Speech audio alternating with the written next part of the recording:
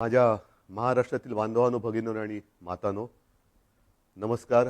जय महाराष्ट्र. बऱ्याच दिवसांनंतर किंवा बऱ्याच महिन्यांनंतर आपण भेटतो आहोत.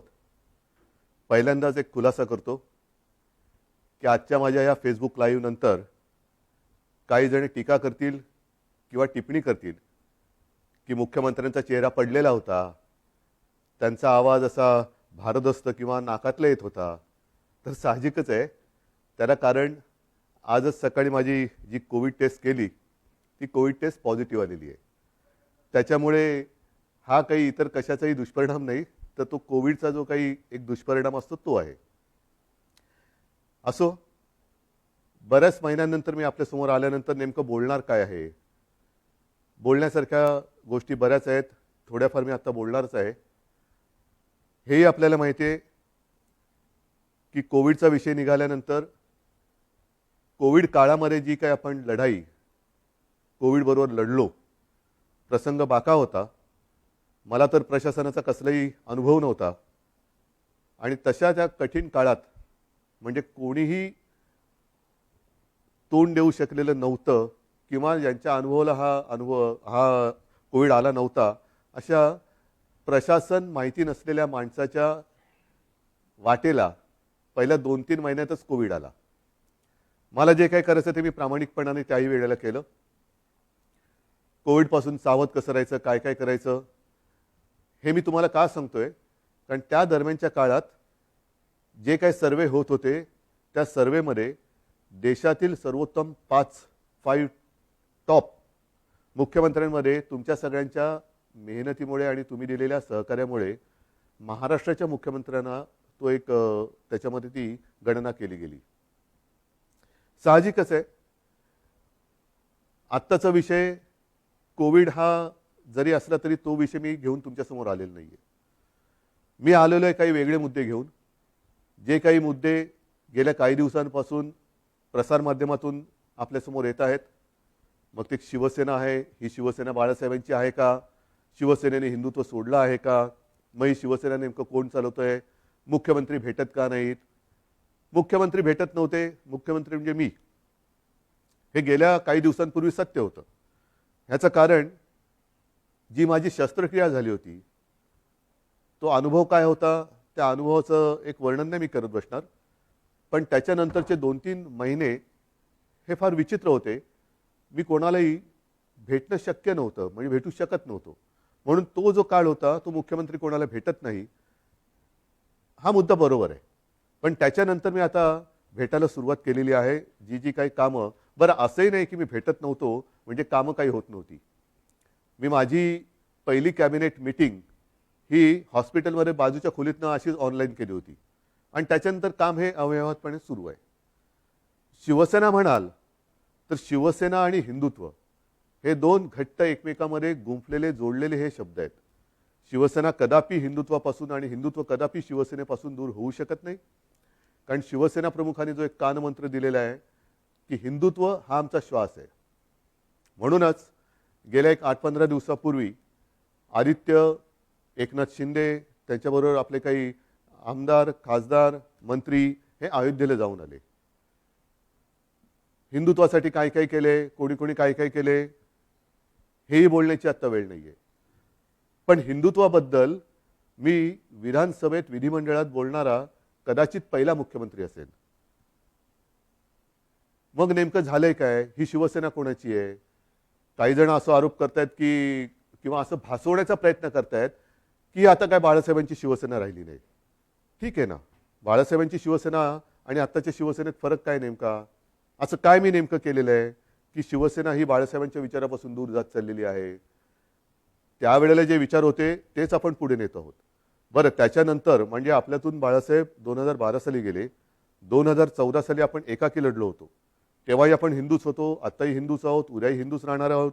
मुद्दा, विचार हा तोच राहणार आहे, तोच असणार आहे. पण 2014 साली सुद्धा जी लढलेली शिवसेना होती आणि जिने एकट्याच्या ताकदीवरती प्रतिकूल परिस्थितीत 63 आमदार निवडून आणले आणि ते 63 आमदार आल्यानंतर त्यातले काही नंतर जे मंत्री झाले ती सुद्धा शिवसेना बाळासाहेबांच्या नंतरची शिवसेना होती. आणि त्याच्यानंतरची आत्तापर्यंतची वाटचाल म्हणजे मग मी आता गेली 2.5 वर्ष मी स्वतः मुख्यमंत्री आहे. माझ्यासोबत पहिल्या आणि आत्ताच्या मंत्रिमंडळातले जे काही सहकारी आहेत ते सुद्धा त्याच बाळासाहेबांच्या शिवसेनेतले सहकारी आहेत.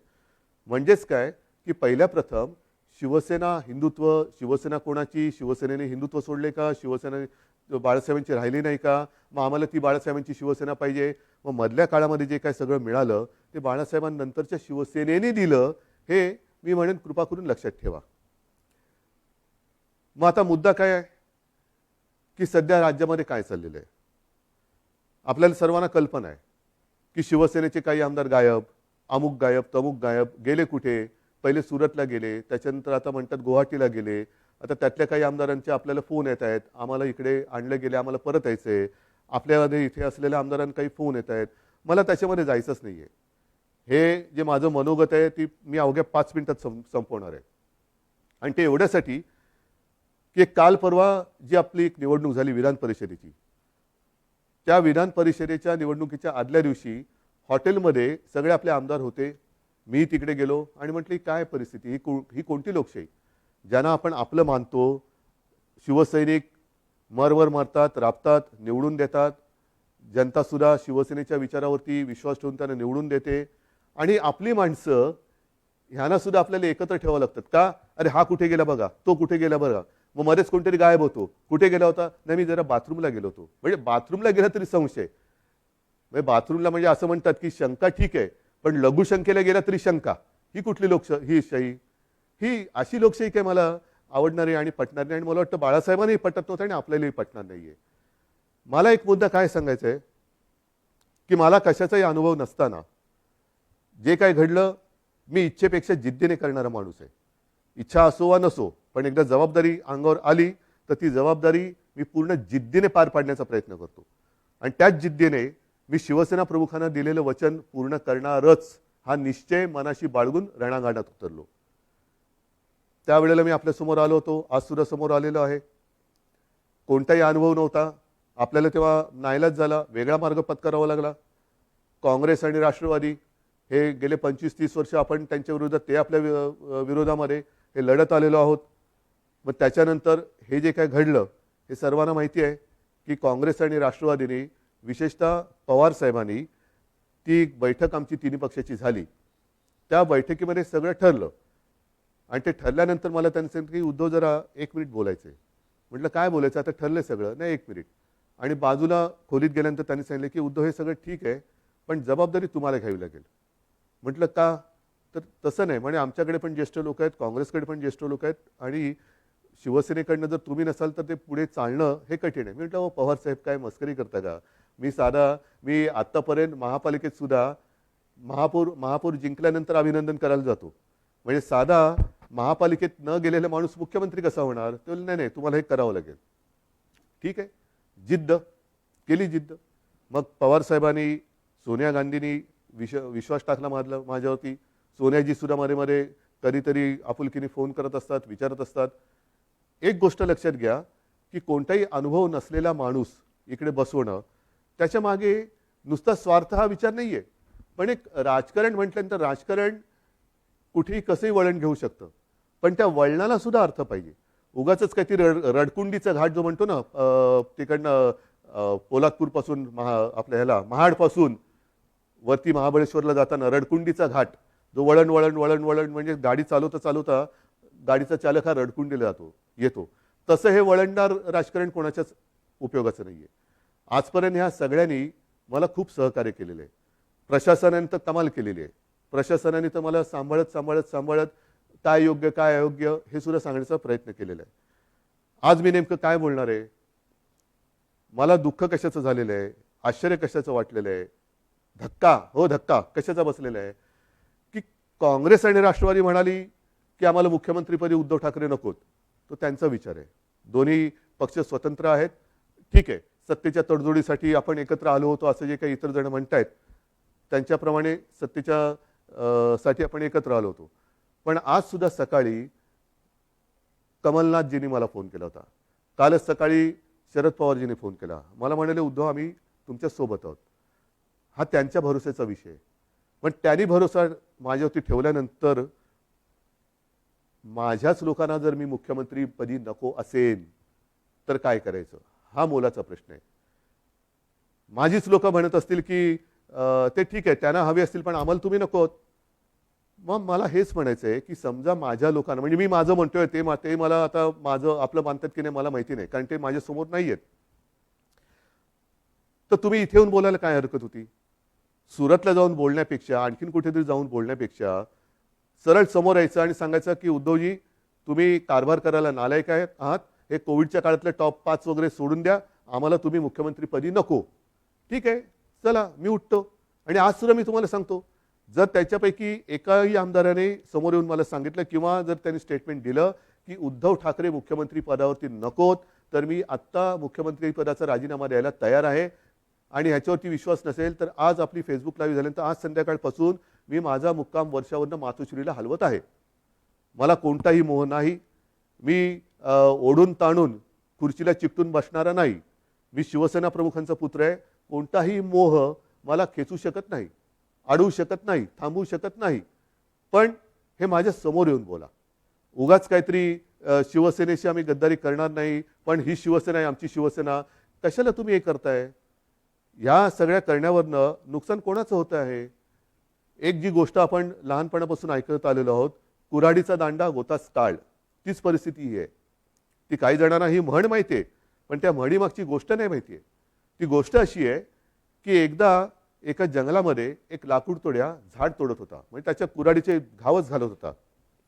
सगळे पक्षी त्याच्यावरती राहणारे हे कासावीस झाले की आपला आसरा असलेले हे झाड आता तुटणार, कोलमडून पडणार.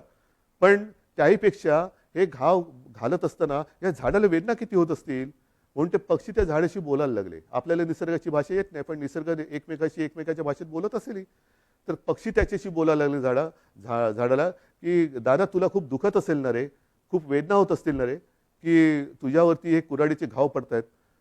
झाडाने काय उत्तर द्यावं की मला वेदना होत आहेत, दुःख होतंय पण ते घाव पडतात म्हणून होत नाहीये. तर हा लाकूड तोड्या ज्या कुऱ्हाडीने घाव घालतोय त्या कुऱ्हाडीचं लाकूड हे माझ्या फांदीचं लाकूड आहे. त्याच्या मला वेदना जास्त होत आहेत, त्याच्या वेदना जास्त होत आहेत. हेच आज चाललेलं आहे, हेच आज चाललेलं आहे.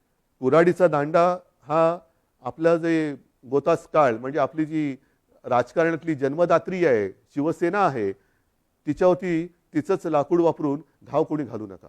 या समोर बसा, मी देतो राजीनामा. चला मी तुमच्या हातामध्ये आज मी माझ्या राजीनाम्याचं पत्र तयार करून ठेवतो आहे.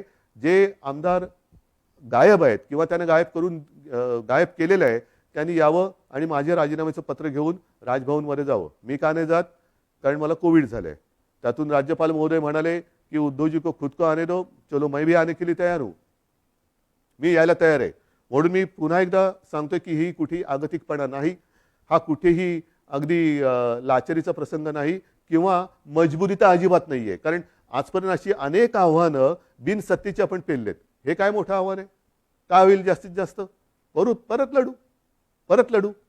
जोपर्यंत माझ्यासोबत शिवसेना प्रमुखांनी जोडून दिलेला सारा शिवसैनिक आहे तोपर्यंत मी कोणत्याही संकटाला भीत नाही. मी आव्हानाला सामोरा जाणारा माणूस आहे. त्याच्यामुळे कोणतेही आव्हान हे घाबरून त्याला पाठ दाखवणारा नाहीये.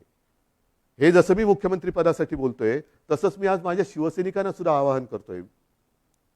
कारण का तर ही शिवसेना बाळासाहेबांची शिवसेना राहिली नाही असं काही जे आरोप करतायत त्याला सुद्धा माझ्याकडे उत्तर आहे. ज्या शिवसैनिकांना असं वाटत असेल की मी शिवसेनेचं नेतृत्व करायला नालायक आहे चला मला सांगा, मी हेही पद सोडायला तयार आहे. मी शिवसेना पक्षप्रमुख पद पण सोडायला तयार आहे. पण हे सांगणारा विरोधक नाही. नाहीतर असे फडतूस लोक खूप आहेत. त्यांच्या सांगण्यावरनं किंवा त्यांच्या त्या काय ते ट्रेंडिंग ट्रोलिंग ट्विटर ह्याच्यासाठी मी काय त्यांना मी बांधलेलं नाहीये. मी माझ्या शिवसैनिकाला बांधलेलं आहे. आणि शिवसैनिक सुद्धा या भानगडीत पडणारा नाहीये कारण तो फेस टू फेस संकटाला सामोरं जाणारा शिवसैनिक आहे. म्हणून त्यांनी सांगावं मी दोन्ही पदं सोडायला तयार आहे. पण मी मुख्यमंत्रीपद सोडल्यानंतर जर शिवसेनेचा मुख्यमंत्री होत असेल मला आनंदाने मान्य आहे. पण त्याही पलीकडे जाऊन केवळ मी मुख्यमंत्री नको, दुसरा कोणी असला तरी चालेल पण शिवसेनेचा म्हणजे उद्धव ठाकरे मुख्यमंत्री नको, दुसरा कोणी चालेल चला तेही मला मान्य आहे. पण एकदा मला समोर येऊन सांगा. हे इकडून तिकडून नाही आमचं तुमच्याबद्दल काहीच म्हणणं नाहीये. पण तसं नसेल तर जोपर्यंत मी खुर्ची अडवून ठेवले तोपर्यंत काय होणार? काहीच होणार नाही. म्हणून एकदा ठरवूया, तुम्ही या किंवा तिकडनं फोन करा आणि सांगा की तुमचं आम्ही फेसबुक लाईव्ह पाहिलं, चॅनलच्या माध्यमातून पाहिलं, फेसबुकच्या माध्यमातून पाहिलं. आम्हाला तिकडे यायला संकोच वाटतो, पण तुम्ही म्हणालात त्याच्याप्रमाणे तुम्ही आम्हाला नकोत. हे स्पष्ट सांगा. मी या क्षणाला मुख्यमंत्रीपद सोडायला तयार आहे. या क्षणाला मी मुख्यमंत्रीपद सोडायला तयार आहे. आणि म्हणून बांधवांनो आणि भगिनीनो एकच सांगेन, शेवटी ही पदं येत असतात, पदं जात असतात. आयुष्याची कमाई काय? पदं नसतात. पदावरती बसल्यानंतर जे तुम्ही काही काम करता त्याच्यानंतर जनतेची प्रतिक्रिया काय असते ही आयुष्याची कमाई असते. आणि या 2.5 वर्षामध्ये जे प्रेम तुम्ही मला दिलं, कुठे झाली हो आपली भेट? पण ह्याच माध्यमातून मी तुमच्याशी बोलत आलो. आणि अनेक जणांनी मला सांगितलं की उद्धवजी, तुम्ही बोलताना आमच्या कुटुंबातला एक माणूस आमच्याशी बोलतोय असं वाटतं. हे भाग्य मला नाही वाटत ह्याच्यापेक्षा आणखीन काय असू शकेल. ज्यांची ओळख पाळख नाही, दूर कुठेतरी राहतात, अगदी मुंबईत राहिले तरी भेटीचा कधी योग येईल असाही भाग नाही आहे. पण या माध्यमातून जेव्हा मी तुमच्याशी बोलतोय तेव्हा तुम्ही आमच्या कुटुंबातले वाटतात. हीच तर आयुष्याची कमाई आहे. आणि ही आयुष्याची कमाई माझ्यासाठी तरी भरपूर आहे. मुख्यमंत्रीपद हे तेव्हा अनपेक्षितपणाने आलं. आत्तासुद्धा मी यायला चिकटून बसत नाही आहे. जर तुम्ही सांगाल, मी आत्ता त्याच्यावरनं पाय उतार तयार आहे. आणि हे माझं नाटक नाही, अजिबात नाटक नाही. कारण नाहीतर म्हणतील की काय हे असं करायचंच होतं. नाही, मला काय म्हणायचं आहे की तुम्ही संख्या किती कोणाकडे आहे हा गौण आहे विषय माझ्याकडे. शेवटी ही जी काही लोकशाही आहे त्या लोकशाहीमध्ये संख्या ज्यांच्याकडे अधिक असते तो जिंकतो. मग ती तुम्ही संख्या कशी जमवता? प्रेमाने जमवता, जोर जबरदस्तीने का धमक्या दटवण्या देऊन जमवता? हे नगण्य असतं. पण समोर उभी केल्यानंतर डोकी मोजली जातात आणि अविश्वास ठरव मंजूर किंवा अमंजूर होतो. मी ज्यांना माझे मानतो त्यांच्यापैकी किती जण तिकडे गेलेत, किती जण माझ्या विरुद्ध मतदान करतील? नाही. एकाने जरी माझ्या विरुद्ध मतदान केलं तरी ते माझ्यासाठी लाजिरवाणी गोष्ट आहे. आणि म्हणून मला हे एकही मत माझ्यावरती त्यांना अविश्वास ठराव दाखवण्याची वेळ येऊ नये म्हणून त्यांनी मला सांगावं.